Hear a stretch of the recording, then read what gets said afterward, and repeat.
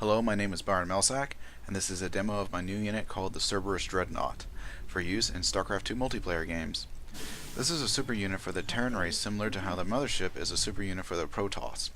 I didn't just want the Cerberus to be treated like any other Terran unit, so I invented some fantasy for it. The Cerberus is not built on the battlefield.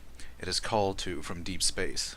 Once it receives the correct message, it will travel to the planet where war is raging and hang in low orbit, waiting. Once the Terran commander is ready, he can use his orbital command to pinpoint a location on the battlefield, and the Cerberus will drop in and start giving his enemies hell. To facilitate this fantasy, I wanted the Cerberus to be built and then called down onto the battlefield.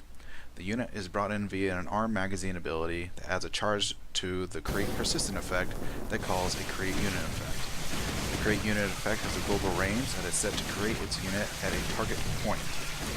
Once the Cerberus is spawned, a behavior chain is applied to it and make it appear at a higher height and then slowly descend to the battlefield.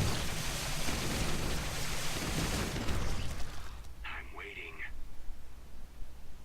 I like it. The Cerberus is built with two weapons. The weapon that I call Ion Bolt is a long-range attack that deals high damage but at low speeds. I set up the active events on the unit so that it plays its spell animation while using the Ion Bolt weapon. The Ion Bolt has a max range of 12, but a minimum range of 5. At range 5, the Cerberus' second weapon can fire. I call it Wasp Rockets. These are short-range missiles that deal very little damage, but fire at very high speeds. Also, the Wasp Rockets have had the requirement for needing an attack target to fire removed, so they can shoot at enemies while the Cerberus Dreadnought is moving. To make both weapons appear to fire with a pattern, I had to create custom weapon filters for the action actors to use. In the unit model data, I created 13 new attachment properties that I used to create several new pattern attach methods for use with the weapon action actor. It is these filters that allow the Ion Bolt to fire from two attachment points at the front of the Cerberus, switching between each other, and the Wasp Rockets to fire in a pattern from top to bottom.